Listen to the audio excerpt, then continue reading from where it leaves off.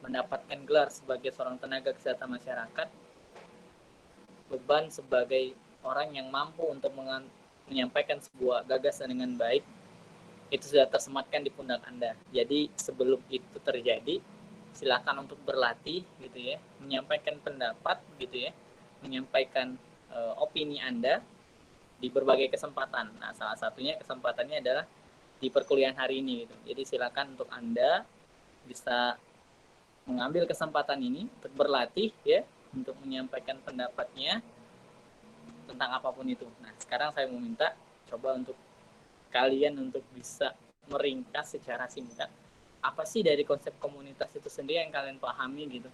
Nggak apa-apa, singkat aja, yang penting ada sesuatu yang bisa kalian simpulkan dari materi sebelumnya.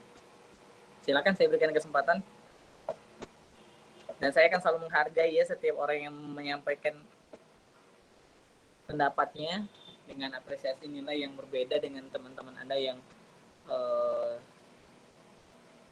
tidak aktif gitu ya. Silakan. Izin Pak. Iya, silakan. Namanya siapa nih? Perkenalkan, nama saya Auri Wilialdo. Saya dari dengan NIM 100111182025013 angkatan 2020. Baik, lengkap ya. Silakan Auri. Menurut saya, konsep komunitas itu merupakan sekumpulan orang-orang yang memiliki kesamaan hobi, kesamaan kegiatan, dan kesamaan orang yang disukai. Komunitas itu terdiri dari rasa suka yang membuat mereka membentuk suatu kelompok. Selain itu, suka sendiri itu ada batasannya yang mengikat secara geografi atau fisik. Itu sendiri menurut Hilary George Jr. Nah, selain itu, komunitas juga termasuk suatu unit atau kesatuan sosial yang terorganisasikan dalam kelompok-kelompok dengan kepentingan bersama. Terdapat unsur-unsur perasaan dalam komunitas itu. Yang pertama perasaan, kedua penanggungan, dan ketiga saling memerlukan. Bentuk komunitas sendiri yaitu ada by blood atau ikatan darah, of place atau tempat, dan of mind atau pikiran. Nah, komunitas ini diperlukan untuk pengembangan masyarakat. Pengembangan masyarakat adalah upaya promosi kesehatan berdasarkan sumber daya, yaitu suatu gerakan sosial, suatu proses, metode yang berdasarkan program.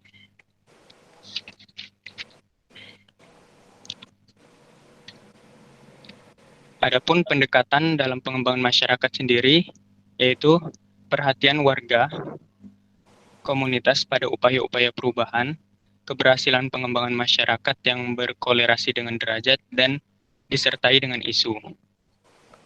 Selain itu, kekurangan dan kelebihan pendekatan komunitas, itu yang pertama kurangnya, yaitu sulit menerapkan hal-hal yang sudah terprogram tersebut pada masyarakat yang relatif besar, dengan kompleksitas permasalahan yang tinggi. Selain itu, kelebihannya adalah partisipasi masyarakat lokal dalam tiap proses pengambilan keputusan dan tindakan, serta membawa perubahan pemahaman yang didorong dan dibawa keluar oleh warga komunitas itu sendiri. Cukup, Pak. Baik, lengkap ya. Jadi Makasih, Pak. terima kasih Auri untuk berani untuk menyampaikan pendapatnya ya mengenai konsep dari komunitas yang kemarin sudah kita bahas pekan lalu. Meskipun singkat, tapi mudah-mudahan bisa dipahami oleh semua yang sudah mendengarkan ya mengenai konsep komunitas itu sendiri. Jadi seperti yang telah disampaikan bahwa komunitas ini merupakan sesuatu bagian unit yang sangat unik ya, yang kemudian mempunyai berbagai macam karakteristik ya yang membentuk mereka, mulai dari ikatan darah, ikatan dari ide, gagasan ya, yang kemudian ketika kita sudah bisa mengidentifikasi dari komunitas itu sendiri, memahami dari konsep komunitas yang ada, tentu saja kita melakukan promosi kesehatan ini akan menjadi lebih efektif dan efisien. Kita akan lebih mudah melakukan program-program kesehatan ketika kita sudah mengenal siapa sih sebenarnya yang akan kita intervensi seperti itu. Nah, ternyata kemarin kita sudah memahami, ternyata di tengah-tengah masyarakat kita itu ada struktur sosial yang ada, ya kan? Ada yang berdasarkan ras, ada yang berdasarkan suku, ada yang berdasarkan apalagi itu tingkatan ekonomi ya. Kalau kita mau melakukan upaya promosi kesehatan misalnya di tempat orang yang bermayoritas misalnya kayak Bali. Bali ini kan unik ya, maksudnya di situ ada kearifan lokal seperti perayaan-perayaan yang kemudian ketika kita yang mayoritas mungkin di Palembang ini kebanyakan orang Islam ya, Muslim, dan kita melakukan sebuah upaya promosi kesehatan di sana, kita harus memperhatikan gitu komunitas yang ada di sana itu mempunyai karakteristik seperti itu, sehingga kita harus menghindari sebuah narasi-narasi yang bertentangan dengan orang-orang di sana. Nah, jadi secara tidak langsung ini semakin menegaskan bahwa ketika kita memahami konsep komunitas, maka promosi kesehatan yang kita lakukan bisa berjalan dengan baik. Nah, hari ini kita akan melanjutkan ya bagian yang juga penting dalam upaya promosi kesehatan. Boleh digeser slide-nya. Sebelum itu saya mau kita semuanya berdoa ya. Tadi kelewatan. Mudah-mudahan dari doa yang kita panjatkan ini bisa memudahkan perkuliahan kita hari ini dan ilmunya bisa bermanfaat bagi Anda semuanya. Berdoa dipersilahkan.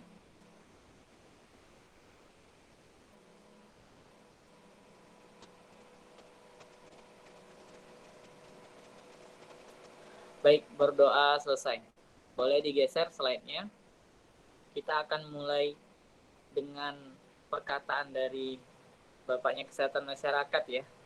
Karena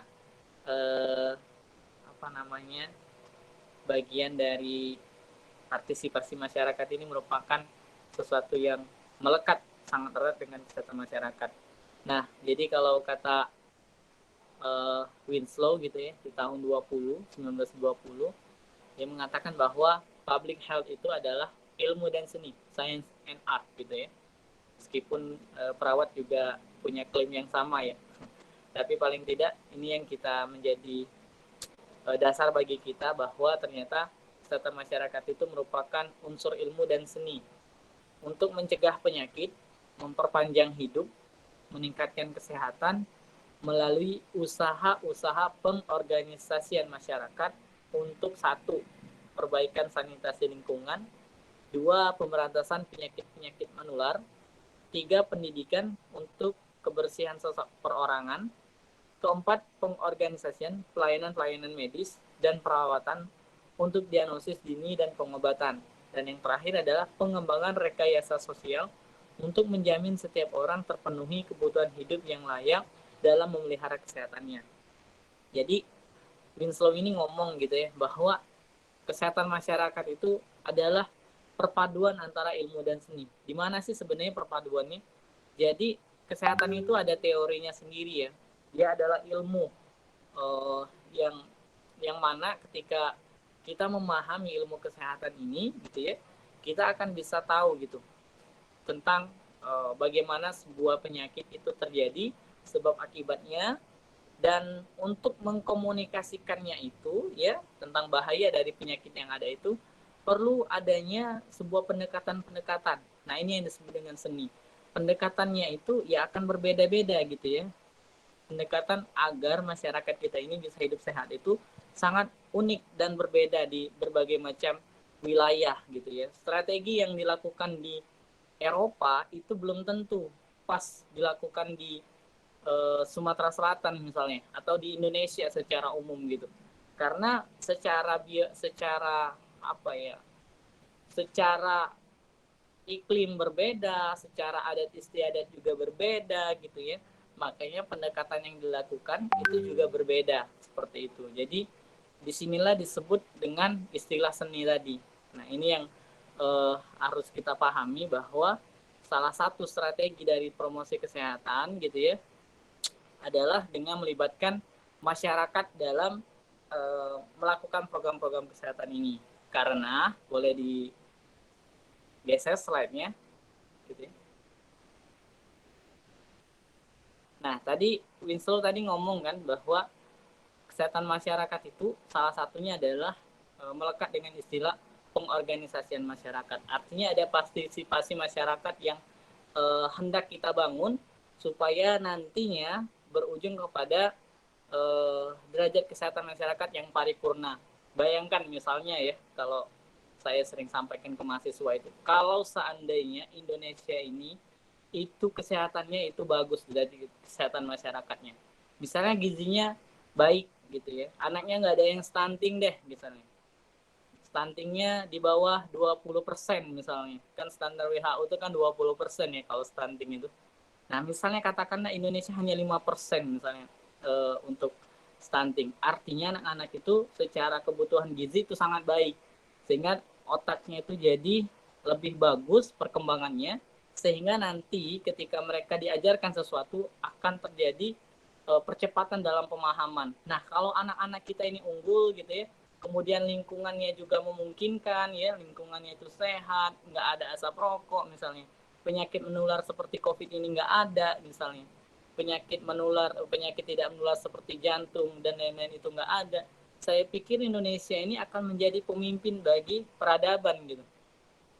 Karena secara umum ketika kesehatan itu baik gitu ya suatu negara, maka akan sangat mudah negara tersebut untuk menjadi negara yang maju. Karena nggak ada orang yang sakit gitu.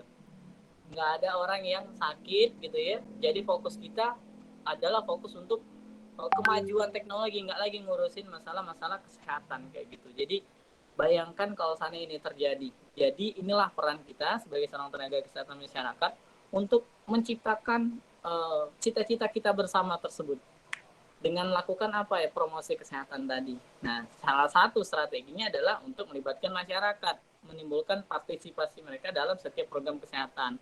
Nah, kenapa sih sebenarnya partisipasi masyarakat itu perlu untuk kita munculkan, kita tumbuhkan gitu ya. Setidaknya ada beberapa gambar di depan ini ya yang merepresentasikan kenapa kita harus melibatkan masyarakat dalam program kesehatan. Yang pertama adalah gambar uang gitu ya.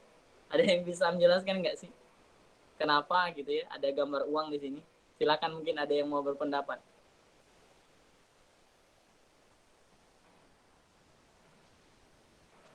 Atau saya tunjuk nih?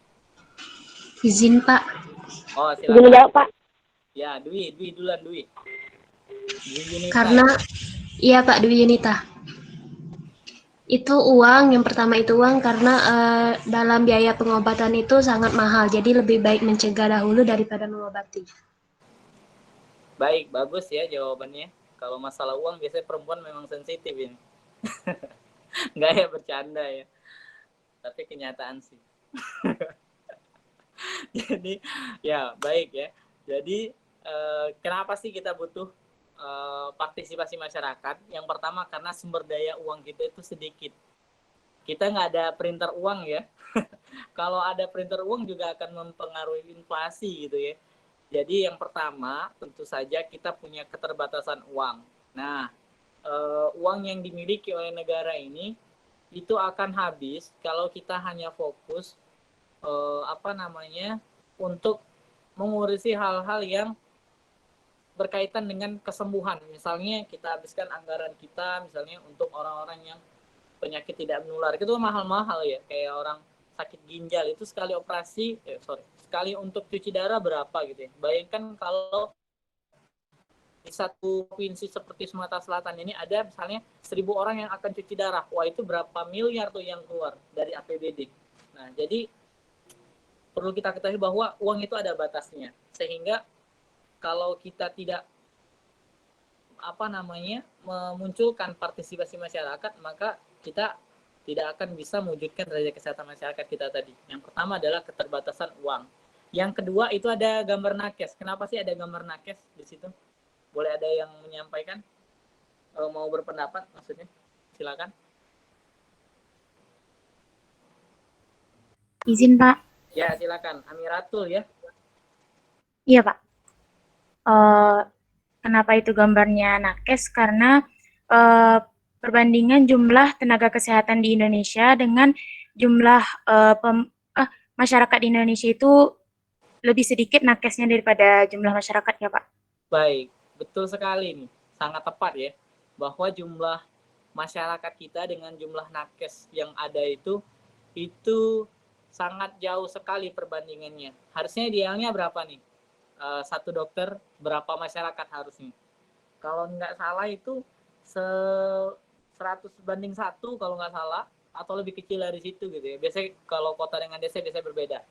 Nah, di kita ini Indonesia hari ini faktanya bahwa tenaga kesehatan masyarakat tenaga kesehatan itu jauh lebih sedikit dibandingkan masyarakat yang ada.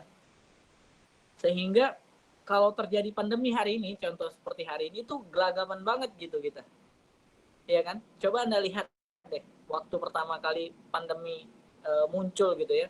Itu nakesnya pada kewalahan gitu. Pada kecapean, banyak yang tepar, banyak yang juga terinfeksi akhirnya, dan bahkan ada yang meninggal gitu ya. Nah, ini yang menjadi salah satu sebab juga kenapa kita harus memunculkan sekali lagi partisipasi masyarakat itu dalam setiap program kesehatan. Kalau kita lihat di kota dengan di desa, nakes itu kebanyakan di mana? Kebanyakan di kota kan. Nah, kenapa sih di kota? Karena sebenarnya realistis aja ya, karena saya juga punya beberapa teman, kerabat juga gitu ya, yang juga dia adalah salah satu tenaga kesehatan di bidang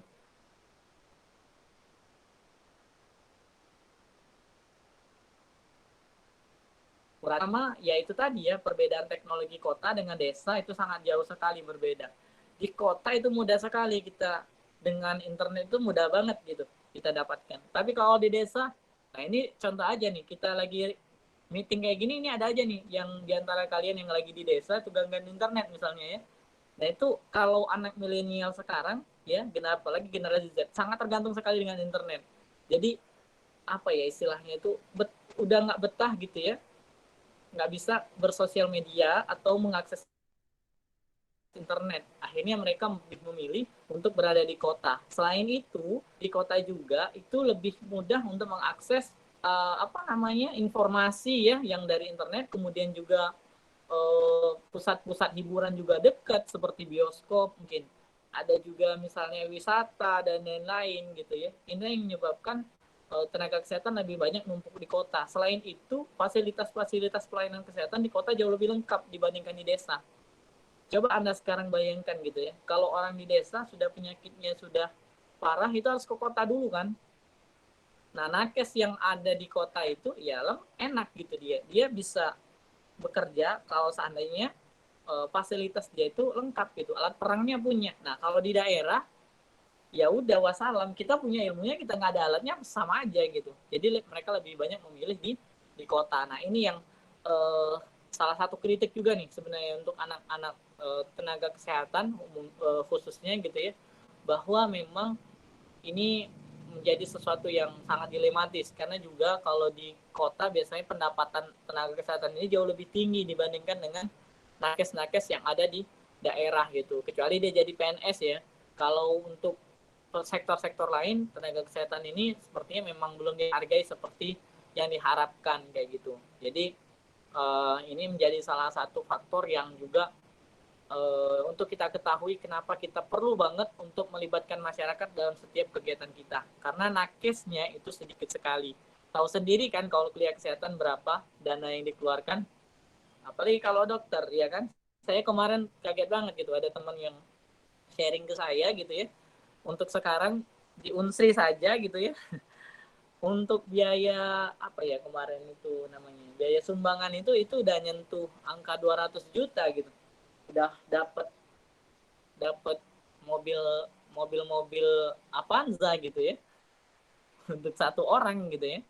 Nah, bayangkan untuk kuliah kesehatan sangat mahal sekali. Jadi makanya itu jadi salah satu kritik juga sebenarnya untuk para pemangku kebijakan. Nah, mudah-mudahan nanti ya kalau seandainya kalian nanti ada di pucuk tampuk kepemimpinan, misalnya kalian di antara 75 ini ada yang jadi menteri kesehatan gitu ya. Ya silakan direvisi saja, mungkin biaya kesehatan kuliah kesehatan ini agak lebih dijangkau gitu ya. supaya nanti akan banyak gitu ya tenaga kesehatan yang bisa kita harapkan untuk meningkatkan derajat kesehatan masyarakat kita seperti itu ya. Amin ya rabbal alamin ya. Baik, yang ketiga itu ada ibu-ibu. Dengan kenapa sih ada ibu-ibu sama anak-anak gitu? Izin menjawab, Pak. Silakan. Nah, pada gambar tersebut bisa kita jelaskan bahwa angka kelahiran dan angka kematian itu sangatlah berbeda, di mana angka kelahiran itu bertambah setiap tahunnya dan angka kematian itu semakin menurun, sehingga membuat komposisi penduduk itu tidak seimbang. Dan inilah menjadi faktor masalah kesehatan di Indonesia. Baik, betul. Tepat sekali ya Rahimah Hilda tadi menjelaskan bahwa itu salah satu hal yang perlu kita ketahui gitu ya. Jumlah kelahiran itu banyak gitu ya, apalagi orang desa tuh kalau ngelahirin udah kayak kucing gitu ya. Ngelahirin ada 7, 9 gitu ya. Kalau zaman sekarang aja nih baru sedikit-sedikit. Tapi zaman dulu itu jumlah kelahirannya banyak, sedangkan jumlah kematiannya itu sedikit. Tapi kalau sekarang kayaknya udah bergeser ya.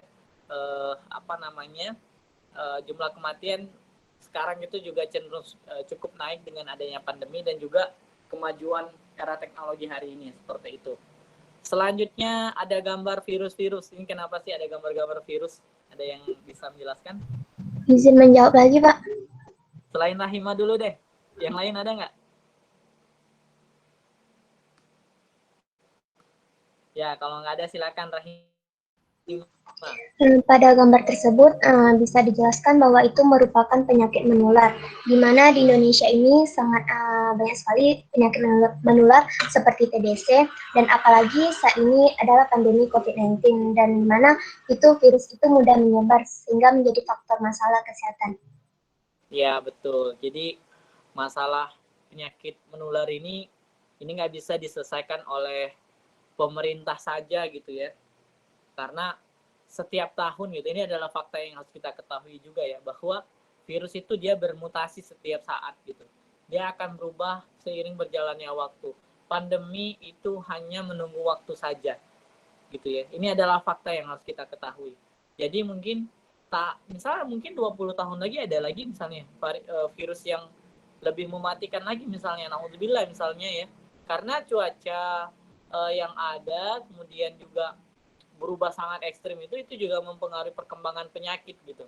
Jadi ketika terjadi yang namanya pencairan kutub es di kutub utara gitu ya, itu akan mempengaruhi volume air yang ada di dunia gitu kan. Nah, itu juga akan mempengaruhi ekologi di dalamnya. Kalau sudah terpengaruhi, ya semuanya akan menyesuaikan diri, ada adaptasi di situ. Bakteri juga beradaptasi, dan mungkin saja ketika dia beradaptasi dengan lingkungan terjadi mutasi. Nah, itu bisa jadi kemudian menyerang manusia, zoonosis misalnya, ya kan?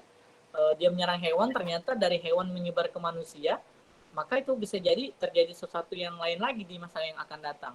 Jadi sebelum itu terjadi ya kita harus sama-sama aware terhadap hal ini kayak gitu. Jadi perubahan penyakit dari tahun ke tahun itu akan selalu terjadi, dan sekali lagi tidak bisa diselesaikan oleh satu orang. Nah, selanjutnya itu ada ibu bayi dengan ini ya, dengan orang tuanya yang paling bawah tuh. Itu kenapa coba? Ada yang bisa menjelaskan nggak? Ini ada kaitannya juga nih dengan bapak-bapak sama ibu-ibu yang lagi bawa padi dan sekam gitu. Padi ya itu ya. Izin menjawab, Pak. Ya, silakan. Nah, pada gambar anak tersebut, di mana pada saat sekarang ini banyak masalah kekurangan gizi di Indonesia, apalagi stunting ataupun wasting. Dan jika kita kaitkan dengan gambar yang selanjutnya, yaitu di mana pada warga pedesaan itu pekerjaannya hanya sebagai petani sehingga menghasilkan pendapatan yang rendah. Sementara untuk memenuhi kebutuhan anaknya itu membutuhkan gizi yang harus seimbang. Baik. Membutuhkan biaya. Baik. Cukup baik ya penjelasan dari Rahima ya. Jadi betul, salah satu juga momok di Indonesia hari ini adalah stunting gitu ya. Dan dunia juga sebenarnya. Stunting itu ya gak kelihatan, dia tahun lagi, misalnya ketika anak itu hendak untuk belajar gitu ya, dia akan terlambat gitu ya. Cara dia memahami gitu ya, sehingga ini akan berbahaya kalau dibiarkan terus-menerus. Karena kalau seandainya daya tangkap kita itu kurang, kompetensi yang kita punya itu kurang, ya sebagai seorang pengusaha nanti dia kalau rekrut orang nggak mau dong nyari orang yang mencele-mencele, misalnya dia nggak sesuai, nggak kompeten misalnya, dia pasti akan cari orang asing gitu. Nah ini yang kita khawatirkan, karena kalau seandainya orang asing sudah bekerja ke Indonesia misalnya, apalagi dengan era keterbukaan informasi seperti hari ini,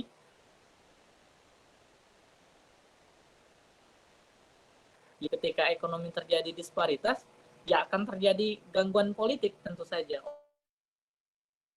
Ada sumber penghidupan,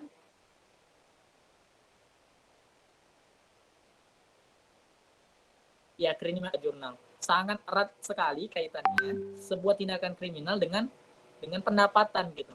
Orang yang pendapatan rendah, sorry to say, ini kita berdasarkan data ya. Orang yang punya pendapatan rendah itu cenderung mempunyai kemauan untuk melakukan upaya kriminal tadi. So, kalau masuk gambar pangan ini, ya itu tadi ya, jumlah pangan kita itu juga cukup mengkhawatirkan hari ini, karena selain perubahan cuaca tadi,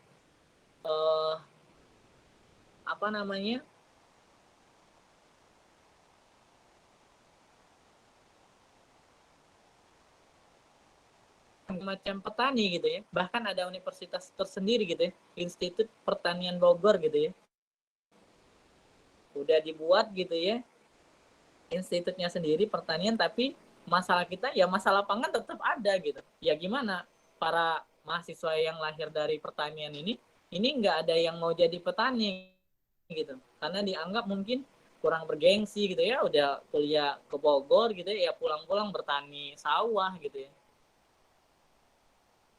Itu menurut orang privilege-nya agak kurang bagus. Nah, ini menjadi salah satu faktor juga gitu ya, kenapa masalah pangan di kita itu juga menjadi sesuatu yang rasanya wilayah nggak cukup lebih besar dari Indonesia, dari Palembang gitu ya, lebih besar Sumatera Selatan malah daripada Jepang gitu. Tapi kemajuannya ya kita lihat saja di bidang teknologi pertanian mereka jauh lebih mumpuni dibandingkan kita. Nah ini menjadi masalah, sehingga ketika kita tidak mampu gitu ya mengelola pangan secara baik, ketersediaan pangan kita kurang, ya itu akan jadi masalah juga, karena di Indonesia banyak mulut yang harus diberikan makan gitu ya. Kalau seandainya pangan itu nggak ada, ya akan mengganggu sekali gitu. Nah ini adalah faktor-faktor yang ada gitu ya, yang sudah menjadi sesuatu hal yang wajib bagi kita untuk memunculkan partisipasi masyarakat itu sendiri. Nah lalu kita akan berbicara tentang pengertiannya ya. Boleh di next slide ya. Nah jadi secara pengertian, banyak ya pengertian yang ada, menurut para ahli Anda bisa carilah, tapi ini kita sederhanakan saja. Jadi maksudnya itu adalah partisipasi masyarakat itu adalah ikut sertanya anggota masyarakat dalam memecahkan masalah yang ada di masyarakat, dari mereka, oleh mereka, dan untuk mereka. Hampir udah kayak demokrasi ya. Jadi dari pengertian ini kita sama-sama bisa pahami bahwa masyarakat itu dilibatkan untuk bisa memecahkan masalah yang ada gitu. Masalah tadi kan udah banyak tuh kita lihat gitu ya. Ada 6 setidaknya masalah kesehatan yang ada gitu ya. Masalah gizi, masalah perilaku gitu ya, masalah kematian ibu dan anak gitu ya, masalah lingkungan, banyak ya masalah kita. Banyak tugas itu juga masalah nih kayaknya. Enggak ya? Kalau semester pendek kayaknya enggak terlalu banyak ya. Nah, jadi masalah-masalah yang ada, masalah kesehatan itu kalau seandainya yang mikirin cuma pemerintah, ya pemerintah juga akan nggak bisa menyelesaikan masalah tersebut kalau dia sendiri. Maka dia perlu orang lain gitu ya untuk sama-sama terlibat dalam memecahkan masalah tersebut. Nah, inilah masyarakat pentingnya untuk didorong untuk bisa memecahkan masalahnya sendiri. Karena tadi ya pemerintah tadi punya keterbatasan banyak lah ya, baik itu dananya, kemudian material yang dipunya, dan seterusnya. Next slide. Nah, bisa Anda lihat ini gambarnya ya. Ini gambar sungai yang sangat kotor ya. Ini ada yang bisa nebak di mana? Ini di Sumatera Selatan loh. BTW. Ini di dekat wali kota malah. Dulu ya, tapi sekarang udah agak bagus sih karena waktu itu ada kerjasama antara pemerintah gitu ya dengan masyarakat ini sebelum pandemi. Ini di 2 tahun yang lalu nggak salah. Jadi di sungai dekat wali kota gitu ya, itu luar biasa banget gitu ya masyarakat di situ dekat. Di situ kan ada rumah susun ya. Jadi masyarakatnya agak kurang memperhatikan kesehatan, terutama bagian untuk mengelola sampah gitu. Akhirnya sampah itu banyak mereka buang di sungai. Nah, ini bisa lihat nih kan, banyak banget gitu ya sampah yang ada gitu ya.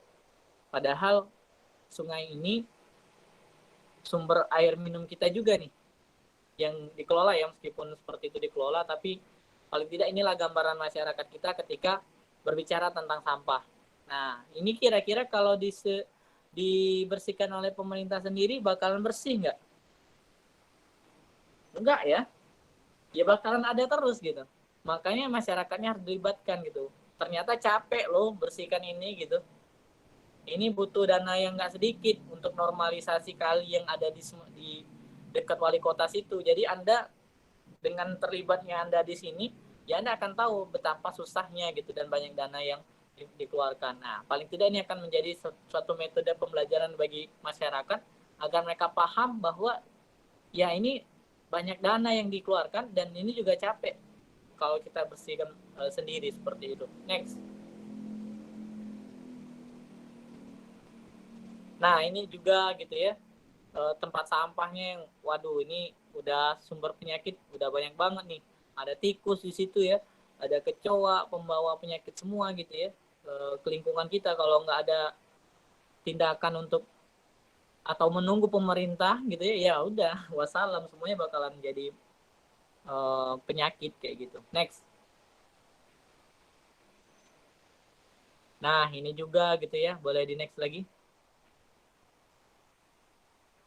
Nah, ini lebih parah lagi. Ini kalau nggak salah di Pontianak gitu ya. Ini sungainya dulu bagus banget gitu. Tapi masyarakatnya nggak peduli sama lingkungannya. Mereka buang sampah gitu ya. Nggak ada juga yang negur gitu ya. Ya akhirnya jadi kayak gini nih. Sungai yang semulanya bagus, ya udah jadi kayak gitu. Next. Nah, ini yang terbaru nih di Jakarta kemarin ya. Ya, Jakarta itu secara geografis memang udah kayak di bawah gunung ya dia tuh jatuh. Kalau Bogor itu kan daerah tinggi, Jawa Barat tuh daerah tinggi. Ya air kalau sifat-sifat air tuh ya kan dari tempat tinggi ke tempat yang rendah kan. Nah Jakarta tuh paling rendah di antara Jawa gitu ya. Jawa Barat ya pasti jatuhnya ke Jakarta gitu. Jadi mau siapapun kepala daerahnya udah pasti akan kena gitu ya, suatu saat seperti ini. Nah tinggal apa namanya, bagaimana kemudian masyarakatnya di sana gitu ya yang mempunyai kesadaran agar tidak membuang sampah sembarangan gitu. Nah ini juga sempat terjadi juga gitu ya di Sumatera Selatan gitu ya, 5 tahun ada namanya banjir 5 tahunan kayak gitu. Nah itu sebabnya juga selain debit airnya yang tinggi, ya juga sumber apa namanya got-got kita itu juga tersumbat karena ya kita buang sampahnya sembarangan gitu. Nah sekali lagi ini nggak bisa sekali lagi cuma nyalahin satu instansi saja kayak pemerintah aja. Ya perlu yang namanya partisipasi masyarakat. Mereka harus ikut serta dalam memecahkan masalah ini gitu. Next.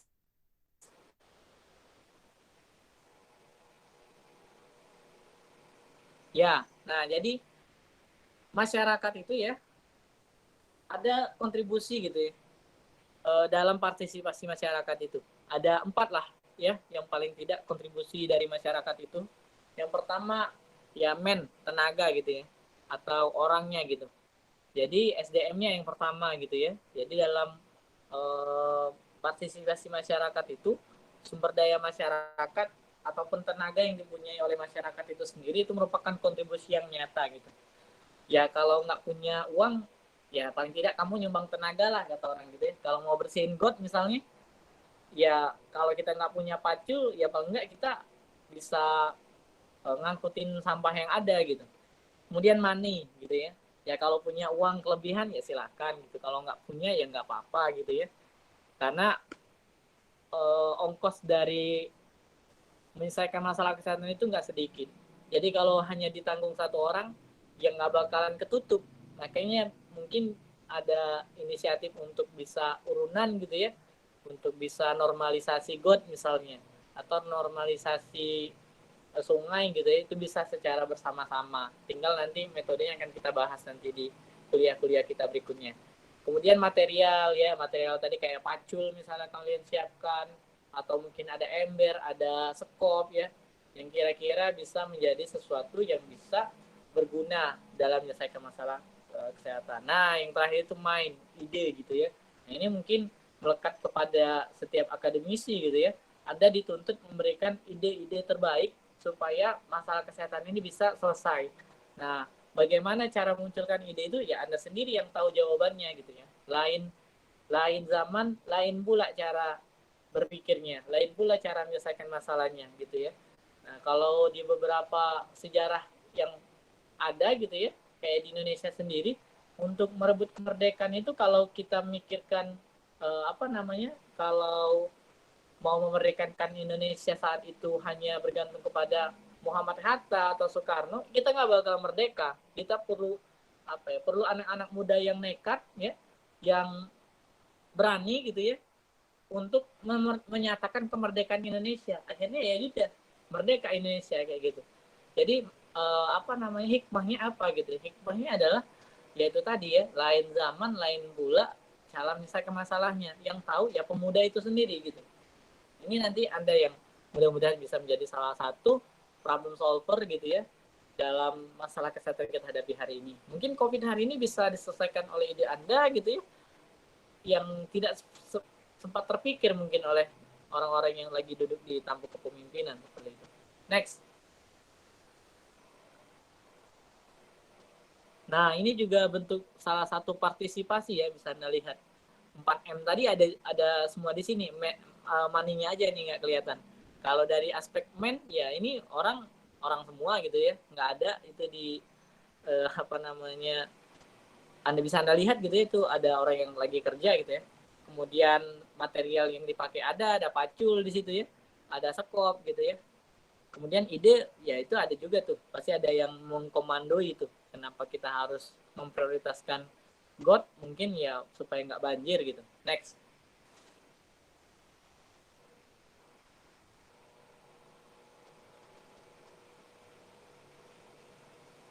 Nah, ini juga salah satu bentuk partisipasi ya, walaupun cenderung pencitraan gitu ya. Ya udah nggak apa-apa gitu ya, yang penting ada kontribusi lah. Next. Nah, kalau ini lebih tertib lagi karena ini tentara ya. Kalau tentara ya udah nggak usah diragukan lagi gitu ya. Kalau lagi ada bencana, mereka biasa di garda terdepan. Gitu. Next. Ini juga salah satu bentuk partisipasi, ada 4M-nya gitu. Nah, jadi filosofi dari partisipasi masyarakat itu ada 3. Yang pertama, adanya community felt need gitu. Jadi ada kebutuhan dari masyarakat itu sendiri. Kemudian yang kedua ada organisasi program atau pelayanan kesehatan masyarakat yang timbul dari masyarakat itu sendiri. Yang ketiga, filosofi terakhirnya itu adalah penyelenggaraan program atau pelayanan kesehatan itu adalah masyarakat itu sendiri. Jadi partisipasi masyarakat itu harus mempunyai filosofi 3 hal ini. Next.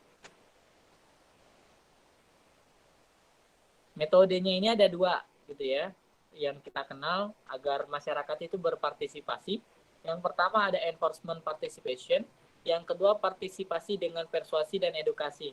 Nah, yang pertama ini dari namanya aja udah bisa Anda ketahui ya, enforcement participation. Jadi partisipasi dengan paksaan gitu. Jadi kalau tidak ada pengumuman kepada RT 12 kepada masyarakat yang tidak kerja bakti atau gotong royong pada hari Minggu akan dikenakan denda sebanyak 500.000. Nah, itu kan termasuk contoh enforcement participation ya. Jadi partisipasi dengan ancaman. Disuruh masyarakat itu berpartisipasi untuk membersihkan lingkungan dengan ancaman tadi. Nah, ini sebenarnya yang bisa melakukannya adalah orang-orang yang ada di pucuk pimpinan gitu. Misalnya Anda nih kepala desa yang suatu hari misalnya di antara 75 orang ini ada yang jadi kepala desa. Nah, untuk memunculkan partisipasi masyarakat, Anda bisa banget gitu dengan jabatan yang Anda punya gitu. Jadi saya sering juga nih ngomong kepada mahasiswa, kalau memang betul Anda punya peluang untuk jadi kepala daerah atau kepala desa, ambil aja gitu. Ambil gitu. Karena nanti dengan Anda yang punya latar belakang pendidikan kesehatan masyarakat, nanti Anda akan lebih mudah gitu untuk betul-betul memperhatikan kesehatan masyarakat Anda gitu ya dengan ilmu yang Anda punya gitu. Jadi nanti Anda akan perangi stunting, Anda akan perangi pengedaran narkoba gitu ya.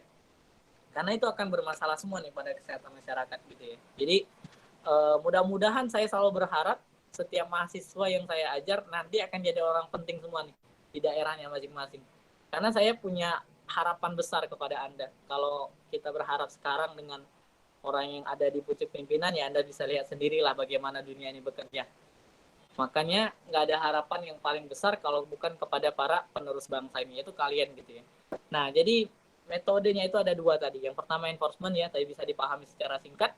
Yang kedua adalah partisipasi dengan persuasi dan edukasi.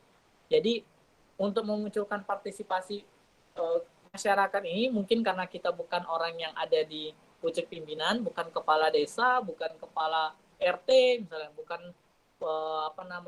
bukan menteri kesehatan misalnya, tapi kita gelisah terhadap masalah kesehatan yang ada di lingkungan kita, maka karena kita statusnya rakyat jelata misalnya, ya metode yang kita pakai yang kedua ini aja, dengan pendekatan persuasif dan edukasi. Kita sampaikan manfaat kalau seandainya lingkungan kita bersih, manfaat ketika sanitasi di tempat kita ini bagus misalnya, akan bermanfaat untuk anak-anak kita misalnya, bermanfaat untuk orang tua gitu ya, dan akhirnya mereka akan tergerak. Nah, ini metodenya yang bisa kita pakai kalau seandainya kita tidak mempunyai power gitu, tidak mempunyai kedudukan dan seterusnya. Next. Nah, ini ada 4 elemen ya dalam partisipasi masyarakat. Yang pertama elemennya harus dari masyarakat dengan stimulasi dari pihak luar. Nah, kita ini anggaplah dari pihak luar nih untuk memotivasi masyarakat ini supaya mereka bisa gitu ya melakukan partisipasi terhadap masalah kesehatan di lingkungan mereka. Kemudian komunikasi. Nah, elemen yang kedua ini adalah melalui media massa atau juga bisa melalui pendekatan personality gitu ya. Kemudian kooperasi, kerjasama dengan instansi kesehatan dan instansi di luar kesehatan. Jadi Anda bisa bermitra gitu ya dengan pihak-pihak yang bisa mendukung Anda gitu ya dalam memunculkan partisipasi masyarakat ini. Kayak Posyandu itu salah satu bentuk ya dari partisipasi masyarakat gitu. Mereka nggak digaji gitu ya, tetapi kalau sekarang kalau saya baca kemarin ikut seminar dari Kementerian Desa, itu ternyata ketika pelaksanaan Posyandu itu ibu-ibu yang terlibat dalam kegiatan Posyandu itu ada uang transport sebanyak 50.000 dan itu diatur di dalam undang-undang itu loh kalau nggak salah. Mungkin Anda bisa searching setelah ini. Tapi paling tidak Posyandu itu jadi salah satu gambaran lah ya partisipasi masyarakat yang ada kayak gitu. Kemudian yang keempat mobilisasi, yaitu gerakan masyarakat menuju masyarakat sehat mulai dari identifikasi masalah kesehatan sampai dengan monitoring. Next. Nah, ini strategi ya dari partisipasi masyarakat ya. Nah, ini yang pertama LKPMD atau Lembaga Kerja Pembangunan Masyarakat Desa atau lembaga sosial desa, yaitu suatu wadah kegiatan antardisiplin di tingkat desa. Tiap kelurahan atau desa mempunyai lembaga semacam ini. Nah, untuk memunculkan partisipasi masyarakat itu ya harus ada organisasi ataupun lembaga demikian gitu ya, yang terdiri dari berbagai macam elemen, mulai dari misalnya pemuda, misalnya elemen dari tokoh agama, tokoh masyarakat gitu ya, yang yang nantinya bisa memobilisasi massa yang ada di masyarakat tersebut. Kemudian strategi berikutnya adalah memunculkan ide yang mendukung upaya kesehatan dan dijual kepada lembaga yang bersangkutan. Jadi kita desain ide kita gitu ya kepada lembaga yang ada di desa tersebut. Misalnya kayak kepada kepala desa, misalnya kita menyampaikan, Pak, saya punya ide untuk membuat lingkungan kita ini menjadi lingkungan yang bersih dan sehat. Gimana caranya? Ya Anda sampaikan seperti apa. Nanti yang eksekusi ya silakan dia gitu. Nah, yang ketiga adalah menjadikan puskesmas pusat kegiatan. Meski dalam hal ini LKPMD yang mempunyai rencana. Jadi kan tadi kan sudah membuat perkumpulan tadi ya antar tokoh tadi. Kita punya ide, kita kemudian jual kepada lembaga tadi kayak LKPMD tadi. Kita pantulkan kepada puskesmas sehingga puskesmas juga menjadi pusat garda terdepan gitu ya untuk bisa menjamah masyarakat tadi supaya kembali ikut terlibat gitu dalam menyelesaikan masalah kesehatan. Kemudian tenaga kesehatan membuat teamwork yang terdiri dari dinas terkait, memulai dari skup yang kecil sampai berhasil hingga menjadi contoh.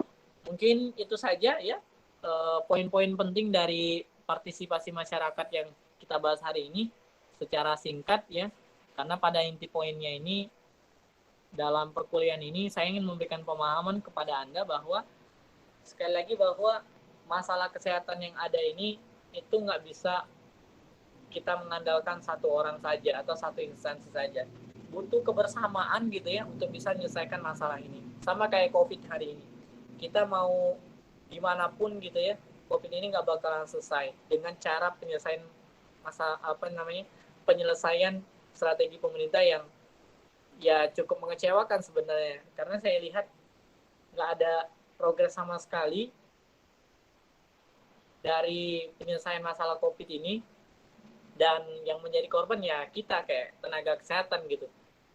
Kita mengedukasi masyarakat supaya menggerakkan 3M, tapi kementerian lain gitu ya malah menyarankan pariwisata, malah menyarankan untuk belanja gitu. Itu sangat kontradiksi sekali gitu. Akhirnya yang jadi korban ya kita sendiri gitu. Jadi kalau kita mau ngandalin mereka ya nggak bakalan selesai-selesai. Makanya kita harus butuh gitu ya, tetap berkomitmen gitu ya. Makanya kita harus munculkan partisipasi masyarakat meskipun sangat berat sekali cara untuk memunculkannya. Tapi yakinlah kalau niatan kita itu baik, insya Allah gitu ya kita akan dipertemukan dengan orang yang baik juga, yang mempunyai semangat yang sama untuk menyelesaikan masalah yang ada. Itu saja mungkin dari saya. Silakan mungkin kalau ada yang ditanyakan. Assalamualaikum warahmatullahi wabarakatuh. Kalau ada yang ingin ditanyakan silakan saja ya, kita masih ada waktu untuk sharing-sharing. Mungkin ada yang ingin sharing gitu ya terkait masalah kesehatan yang ada di tempatnya, atau mungkin ada informasi terbaru. Kita sangat terbuka sekali ya. Saya berharap ada dua arah yang bisa kita lakukan dalam perkuliahan ini sehingga akan memperkaya keilmuan yang kita punya gitu. Mungkin Anda pernah baca buku apa terkait partisipasi masyarakat, ini bisa kita sharingkan sama-sama gitu. Mudah-mudahan nanti bisa memperkaya literasi kita gitu. Silakan mungkin kalau ada yang ingin sharingkan, atau mungkin ada yang menyanggah gitu ya. Oh, Pak, Izin bertanya, Pak. Oh, silakan. Kan banyak orang ingin menjadi dokter kan, Pak, atau tenaga kesehatan lain. Tapi yang keterima itu sedikit. Kadang orang tertentu saja yang diterima. Bahkan kebanyakan orang yang berada, yang mempunyai uang yang banyak mungkin, yang keterima jadi dokter atau nakes yang lainnya, dibandingkan dengan orang-orang yang benar-benar pintar tapi tidak keterima karena kekurangan uang tadi kan, Pak. Nah, kenapa orang yang mau mendaftar dalam nakes itu tidak dibanyakan saja, Pak? Apalagi di setiap universitas itu kan jumlah mahasiswa dokter itu sangat sedikit yang diterima dibandingkan prodi lain yang banyak peluangnya. Kenapa tidak diperbanyak saja peluangnya untuk orang yang ingin menjadi dokter? Baik, saya udah kayak merasa menteri pendidikan ya jadinya ya.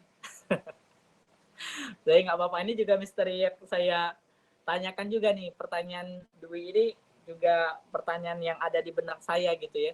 dengan adanya pandemi ini saya berharap ini jadi evaluasi besar-besaran tuh dari Kementerian Kesehatan ataupun kementerian yang terkait. Karena ya kita bisa lihat lah ya gimana gelagapannya kita terkait menghadapi COVID ini gitu ya. Anda bisa bayangkan deh anggaran antara kuratif dengan upaya preventif itu udah kayak langit dan kerak bumi gitu saking jauhnya gitu. Karena gini loh, kalau seandainya kuratif itu kan, itu sebenarnya orang sakit di Indonesia itu ada berapa banyak sih sebenarnya? Dikit ya. Kalau dalam persentase 10-100% itu, orang sakit itu katakanlah hanya 20%, sedangkan orang sehat itu hanya ada 80%. Kenapa anggaran kesehatan itu lebih banyak dihabiskan kepada upaya-upaya kuratif yang hanya 20% tadi? Kenapa sih kita nggak bagi juga dengan orang 80% ini supaya tetap sehat gitu? Itu idealnya kayak gitu, tapi pada kenyataannya ya nggak kayak gitu gitu. Coba ada lihat deh untuk biaya program kesehatan di puskesmas deh, itu kalau Anda praktek nanti mungkin Anda bisa baca deh RAB yang ada di sana, itu Anda bakalan menangis gitu ya. Itu untuk program kesehatan itu 1.500.000 dalam 1 bulan, dalam 1 tahun berarti berapa tuh? Saya agak buruk nih kalau matematik kan. Berapa juta tuh jadi? Jadi nggak nyampe 30 juta ya. Bener nggak sih? Bener kan? 30 juta. Itu dibandingkan dengan anggaran puskesmas yang ada yang nilainya 12 miliar, 1,2 miliar, 30 juta tuh udah kayak remah-remah rengginang gitu. Program apa yang bisa diharapkan dengan 1.500.000?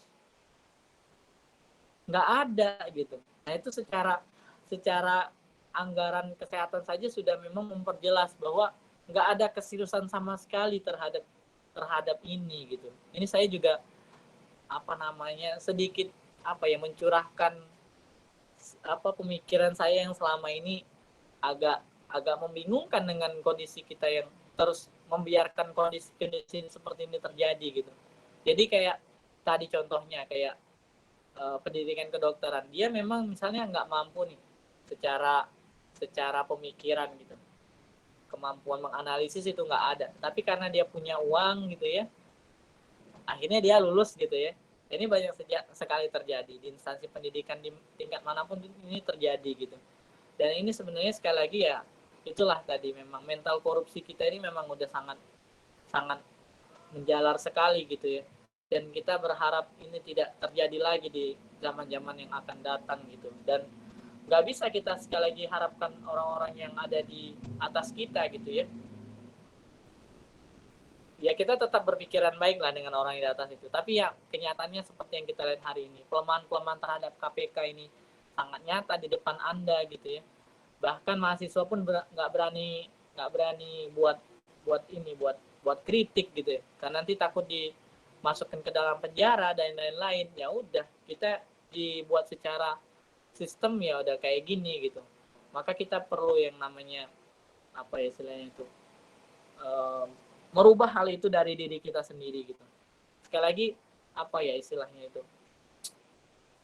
kalau saya pernah baca gini ya, supaya kita lebih enak diskusinya. Dulu pernah saya baca sebuah jurnal dari Belanda, kalau nggak saya Belanda atau Jerman. Jadi dia bilang sebenarnya waktu pembangunan jalan tol gitu ya, pembangunan jalan ya bukan jalan tol, antara Anyer sampai Panurukan itu kan jauh banget ya, antara Banten dengan Jawa Tengah ya kalau nggak salah ya, Panurukan itu jauh banget gitu. Nah pemerintah Belanda sebenarnya sudah ngasih uang buat para pekerjanya itu, tapi ngasihnya bukan langsung, ngasihnya itu kepada pribumi kita yang menjadi mandor seluruh masyarakat yang bekerja itu. Tapi mandor ini nggak ngasih uang kepada mereka, sehingga dikenal dengan istilah romusa ya. Nah, saya pernah baca fakta itu, si Dendels waktu itu katanya sudah ngasih uang, tapi kenyataannya nggak dikasih sama pribumi kita. Nah, ini udah terjadi dari zaman Belanda. Nah, apa yang terjadi hari ini, ya itulah pengulangan sejarah tadi gitu ya. Dan ya kita berharap hal ini tidak terjadi lagi gitu ya di zaman yang sekarang ini sudah sangat terbuka sekali informasinya, bahwa korupsi seperti itu sekali lagi merugikan banyak orang gitu ya, merugikan banyak pihak kayak gitu. Jadi dihindarilah hal-hal seperti itu. Nah, mumpung Anda belum ada di dunia yang seperti itu, ya sekaranglah Anda bangun idealisme itu. Jangan sampai pudar ketika Anda udah di dunia kerja nanti gitu. Ini pesan yang selalu saya sampaikan, karena siapa lagi yang bisa kita harapkan kalau bukan dari golongan-golongan muda ini gitu. Nah, jadi mungkin saya nggak bisa ngejawab ya pertanyaan dari Dwi, tapi paling tidak ini ngasih gambaran gitu ya, bahwa ini yang terjadi di sekitar kita kayak gitu. Makanya sekarang teknologi kita selalu ketinggalan nih dari seluruh negara yang ada di dunia gitu. Kita baru orang udah bagaimana, orang di luar negeri udah mikir gimana caranya hidup di bulan. Sedangkan kita hari ini baru mikir gimana besok mau makan. Nah, tahu kan sendiri maksudnya seperti apa? Nah, ini yang pengen kita ubah kayak gitu. Apa sih yang bisa kita lakukan di usia kita yang usia sekarang? Kalian udah berapa nih? Usia ke-17 ya? 19, Pak. 19. 18, Pak. 18 ya. Relatif 18-19 lah ya kalian semua ini. Nah, di usia 18-19 ini, apa sih target kalian 3 tahun lagi? Apakah seperti senior Anda yang kemudian juga buyar ketika berhadapan dengan dunia kerja, atau tidak, atau melawan hal itu gitu ya? Saya nggak mau mengompori Anda untuk melakukan hal-hal yang ekstrim ya. Maksudnya, ya kita tetap memperhatikan gitu ya, dengan siapa kita, bagaimana kemudian kita menghadapi dunia kerja yang sangat menguji sekali idealisme kita kayak gitu. Jadi inilah yang harus kita ketahui bersama, bahwa tantangan di luar sana sangat kompleks sekali, terutama di dalam Kementerian Kesehatan itu sendiri. Saya banyak teman di sana dan ya seperti yang kita lihat sangat berat sekali kerja-kerja seperti itu. Tapi sekali lagi, yakinlah bahwa apa yang kita lakukan ini semuanya akan ada akan ada balasan lah ya. Baik itu mungkin hari ini kita tidak lihat, mungkin di suatu saat nanti akan terlihat seperti itu. Ya mungkin ini agak melebar ya dari pembahasan kuliah kita hari ini, tapi paling tidak ini jadi satu gambaran bagi kita semua bagaimana dunia ini bekerja hari ini. Termasuk di dunia pendidikan sendiri seperti yang ditanya tadi gitu ya. Baik, ini dari saya. Kalau ada yang ingin menambahkan boleh banget gitu ya. Di antara Anda nih ada yang ikut kegiatan organisasi masyarakat nggak? Kayak BEM misalnya, atau lembaga HMJ misalnya, ada nggak? Atau belum masuk? Ada, Pak. Ada ya? Ya, kalau pesan saya sih ke Anda semua yang belum tergabung dengan organisasi mahasiswa manapun, rugi banget gitu ya. Karena yang namanya anak Kesmas itu harus pandai berbicara di segala momentum gitu ya. Dan organisasi adalah salah satu sarana bagi Anda untuk belajar itu. Mungkin di kelas ini Anda nggak mendapatkan kesempatan itu, tapi di organisasi Anda bisa diberikan kesempatan untuk berproses gitu. Mungkin di kuliah Anda diajarkan teori, di organisasi Anda bisa mengaplikasikan teori tersebut gitu. Ya, itu saja mungkin dari saya. Kalau ada yang ditanyakan silahkan, kalau nggak ada ya udah nggak apa-apa. Bisa tidur siang saya jadinya. Izin bertanya, Pak. Siapa nih, Tiana duluan atau Nilam nih? Tiana dulu deh, karena dia kuliahnya lewat dekat kursi gitu ya. Ya, silakan. Assalamualaikum warahmatullahi wabarakatuh. Waalaikumsalam warahmatullahi wabarakatuh. Mungkin yang saya tanyakan juga agak beda dari materi, Pak. Bagaimana tanggapan kita misalnya kayak orang yang merendahkan tenaga kesehatan bagian preventif dibandingkan kuratif? Karena yang preventif tuh menurut mereka pencegahan bisa dilakukan dengan sendiri. Nah, sedangkan kuratif itu harus memerlukan tenaga kesehatan. Jadi misalnya mau kuliah gitu kan Pak, jadi kayak ditanya gitu, nanti kerjanya apa, di akhirnya kerjanya apa gitu kan Pak. Nah terus kayak saya pernah jawab bidang kesehatan masyarakat itu banyak, ada 7, tapi itu kayak ngejelasin kayak kerjanya di masa depan tuh kayak gimana itu bingung, Pak. Jadi kalau misalnya mau kayak menjelaskan rincian kerja atau kayak mana kesehatan masyarakat agar dipandang tinggi oleh orang itu gimana, Pak? Terima kasih, Pak.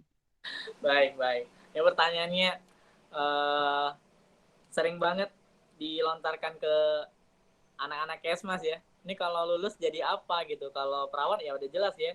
Nasibnya pasti ke rumah sakit gitu ya. Kalau dokter ya bisa di rumah sakit, bisa bikin klinik sendiri, bisa nyuntik gitu ya. Kalau kesmas ya ngapain gitu. Nah, ini pertanyaan yang klasik yang sering banget ditanyakan oleh banyak banyak orang termasuk rekan sejawat sendiri.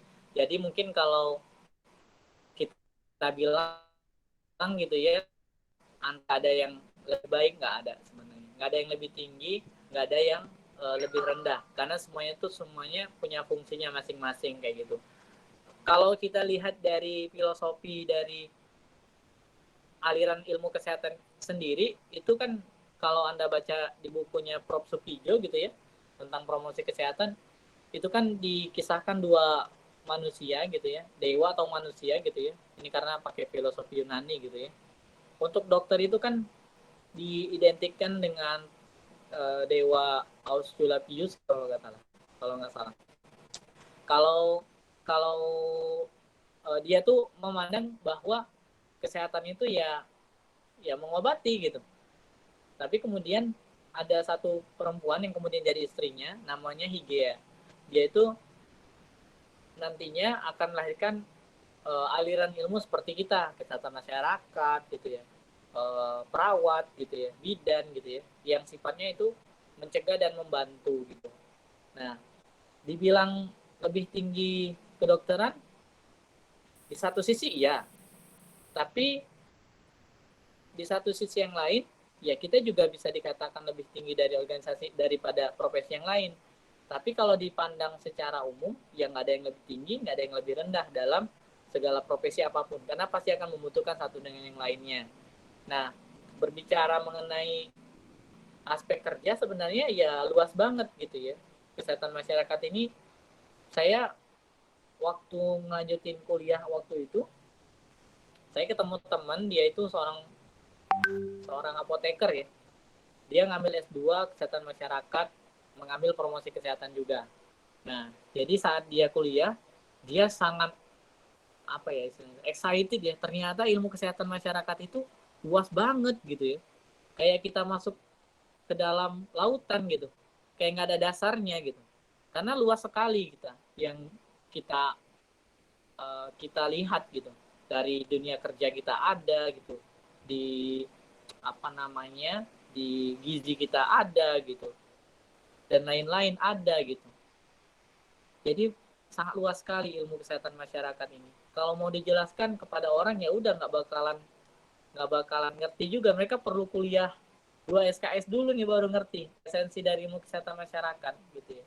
Jadi sebenarnya nggak usah khawatir, karena sebenarnya sangat banyak sekali ya sebenarnya pangsa pasar kita tuh banyak banget gitu. Saya sering sarankan gitu ya kepada keluarga saya gitu ya. Maksudnya gini, ketika kita mau mengambil sebuah jurusan keahlian, pastikanlah kita itu memilih jurusan yang merupakan hak dasar manusia. Yang pertama itu adalah pendidikan. Dalam kondisi apapun pendidikan itu sangat dibutuhkan orang. Yang kedua adalah ilmu kesehatan. Kesehatan itu dalam kondisi apapun juga dibutuhkan orang gitu. Yang ketiga ya ekonomi. Kesehatan kalau dalam kondisi normal orang tetap butuh berobat, butuh butuh untuk dinaikkan derajat kesehatannya. Dalam kondisi pandemi apalagi orang pasti mati-matian mau sehat gitu. Jadi ini adalah 3 jurusan yang akan bertahan dalam kondisi krisis apapun. Nah, termasuk kesehatan masyarakat. Anda ada di promosi kesehatan, sebenarnya peluang Anda menjadi seorang konsultan ya sangat tinggi sekali gitu. Karena dalam membuat sebuah perencanaan gitu ya, orang pasti membutuhkan seorang tenaga kesehatan masyarakat karena dia akan melihat dari berbagai macam aspek gitu. Belum lagi kalau seandainya Anda sebagai seorang tenaga K3 misalnya, ya K3 di perusahaan harus wajib ada gitu. Dalam proyek pembangunan apapun itu wajib yang namanya ada ahli K3 umum gitu. Dan harus nyari anak-anak K3 dari kesehatan masyarakat gitu. Apalagi di tambang, apalagi di mana. Wah itu kalau udah kerja di tambang 2 kali kerja kalian udah bisa umroh gitu. 2 kali gajian udah bisa umroh gitu. Saking besarnya gitu.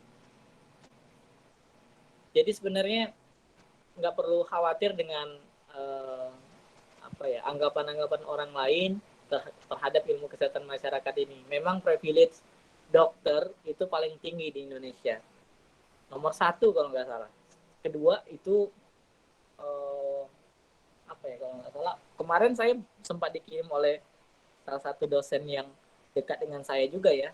Jadi dia kirim itu tabel privilege yang ada di Indonesia. Nanti saya share deh nanti sama Fadila biar nanti bisa dikirim ke semuanya. Nanti bisa men-scoring privilege kalian itu ada di skor berapa gitu di masyarakat gitu. Jadi untuk dokter itu kalau di Indonesia itu peringkat 1. Kalau di Amerika peringkat 1 justru pengacara malah. Kalau di Amerika itu pertama pengacara, kedua itu pemadam yang pertama adalah pemadam kebakaran. Di Amerika itu pertama gitu. Kedua pengacara, ketiga baru dokter. Kalau kita pemadam kebakaran, wah itu terjun bebas tuh peringkat berapa tuh. Gitu ya. Nah, nanti ada skornya. Kemudian pendapatan sebulan berapa, kemudian tingkat pendidikan juga berapa, nanti ada skornya. Nanti akan Anda lihat privilege di diri kita tuh berapa gitu di mata orang lain gitu. Nah, jadi maksudnya apa ya? Itu tadi termasuk salah satu bentuk strata sosial gitu ya. Itu salah satu bentuk dalam mata kuliah kita ini di konsep komunitas. Harusnya kemarin saya share ya. Saya kelewatan jadinya. Untung tadi disinggung sedikit sama Tiana tadi gitu ya. Jadi poin intinya mengenai profesi kesehatan itu semuanya sangat penting dan saling melengkapi satu dengan yang lainnya. Karena masalah kesehatan itu bukan hanya mengobati, tetapi ada yang namanya usaha untuk mereka tuh tetap sehat. Dan itu nggak cukup cuma penyuluhan aja. Makanya orang yang selalu mengidentikan Kesmas itu nggak terlalu penting, karena kalau mau edukasi kesehatan ya udah seluruh profesi juga bisa gitu. Tapi nggak sesederhana itu ternyata untuk melakukan promosi kesehatan. Ada yang namanya advokasi di dalam promosi kesehatan ini. Sehingga nantinya output dari advokasi itu adalah adanya kebijakan. Orang kalau udah ada kebijakan baru mau berubah kan. Kayak sekarang nih, pakai masker itu melalui proses advokasi gitu. Kalau nggak ada aturan untuk pakai masker, wah itu udah melonjak bebas banget gitu kita angka COVID di Indonesia gitu ya. Jadi kalau ada yang mendefinisikan bahwa kesehatan masyarakat itu cuma sebatas penyuluhan aja gitu ya, kayaknya dia tertinggal deh pemikiran di tahun 60-an gitu. Karena itu kan udah direvisi sama WHO pengertian dari kesehatan masyarakat dan promosi kesehatan itu sendiri gitu. Itu ya Tiana ya. Jadi nggak terlalu usah nggak usah terlalu dianggap gimana ya, karena sulit untuk mendebat orang yang nggak tahu. Kan ada kata mutiaranya tuh. Lebih baik kita berdiskusi dengan satu orang gitu ya. Gimana sih? Saya lupa redaksinya. Lebih baik kita berdiskusi dengan orang pintar karena dia akan memahami gitu. Tapi kalau kita berbicara dengan orang bodoh, mau sebenar apapun dalil yang kita sampaikan, keterangan kita sampaikan, informasi yang kita sampaikan tetap akan aja salah gitu. Saja mungkin ya. Ada yang lain mungkin yang mau menanggapi? Siapa Nilam? Nilam izin bertanya, Pak. Ya, silakan. Oh, kan gini Pak, kan di desa Nilam itu banyak rumah sakit, puskesmas sama rumah sakit. Terus itu kan mereka tuh tamatan dari S1 atau D3 gitu. Cuman untuk masuk ke lembaga itu Pak, misalnya rumah sakit itu mereka tuh harus menyediakan uang sebesar misalnya 15 juta untuk S1. Jadi kalau untuk S2 misalnya kayak gitu, lebih murah. Terus yang kalau D3 itu kan 20 juta gitu Pak. Jadi ketika terjadi kecelakaan, misalnya kecelakaan tabrakan mobil, itu kan yang rumah sakit itu menerima itu berdasarkan uang bukan kemampuan dari tenaga kesehatan tadi. Jadi ketika terjadi kecelakaan tersebut, pasien yang terjadi kecelakaan yang sudah parah tersebut harus dikirim ke kota lagi Pak. Jadi minimnya keselamatan hal yang terjadi. Jadi bagaimana Pak menurut Pak? Waduh, ini berat ya. Saya nggak kurang dengar tadi agak suaranya agak putus-putus. Coba deh diulang lagi Nilam deh.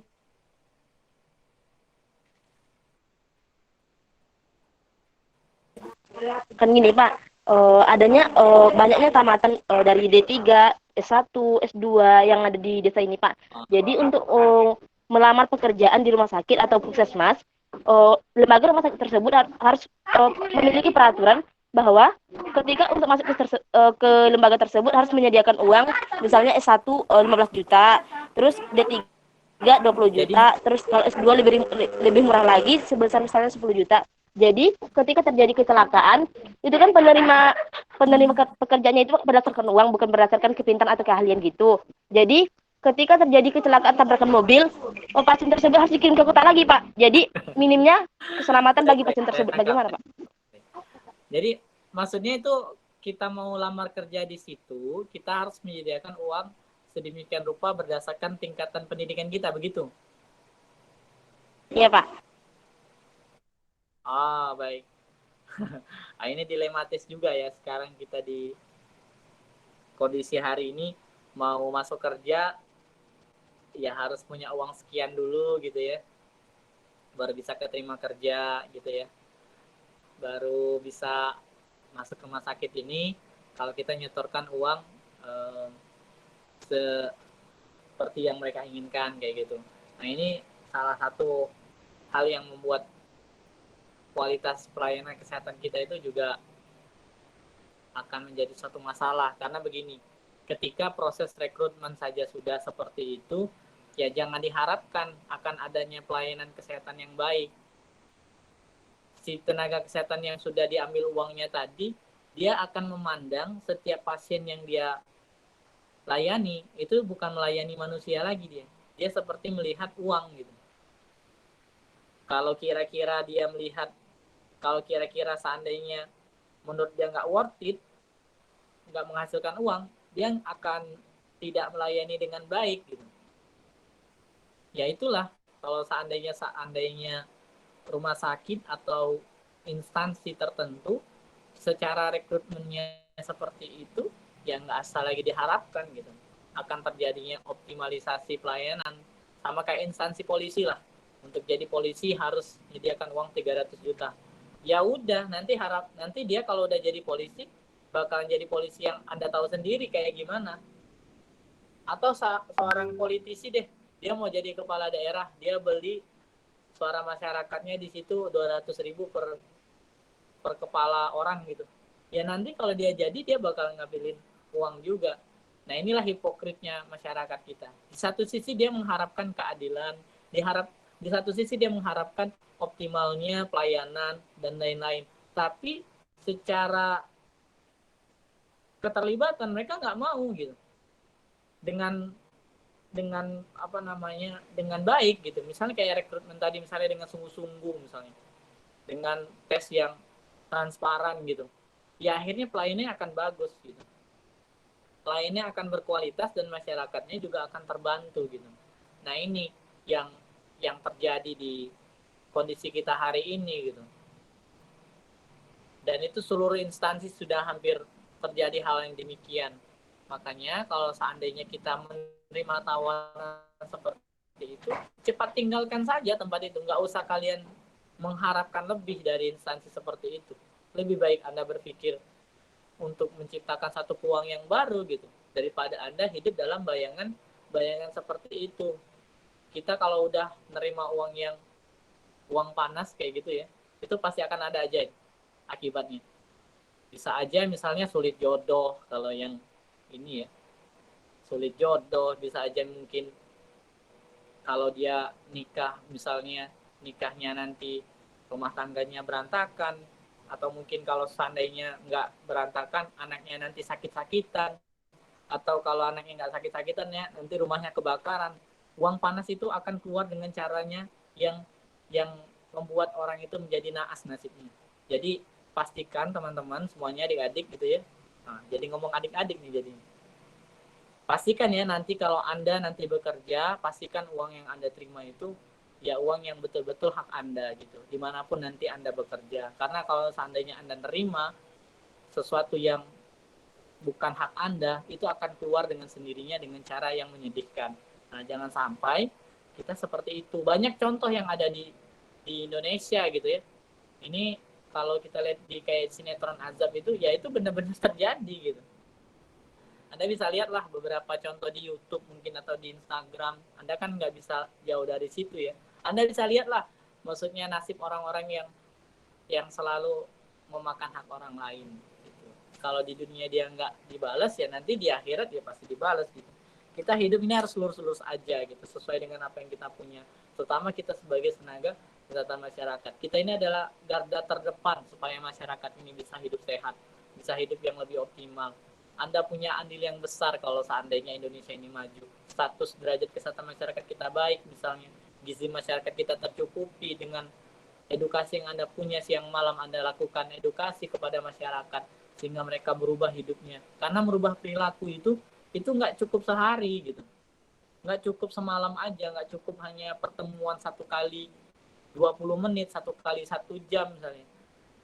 Nggak cukup merubah seseorang. Perlu yang namanya proses untuk merubah orang itu. Perlu namanya pendekatan. Makanya di dalam promosi kesehatan itu ada namanya pendekatan-pendekatannya. Ada proses yang akan dijalani. Selain edukasi, ada yang namanya faktor enabling, ada namanya faktor reinforcing. Jadi untuk mengubah perilaku orang itu ya berproses, bertahap. Slowly but sure lah, pelan tapi pasti. Jadi kita berikan dulu pemahaman, dari pemahaman nanti kita dorong untuk berperilaku. Nanti akan ada.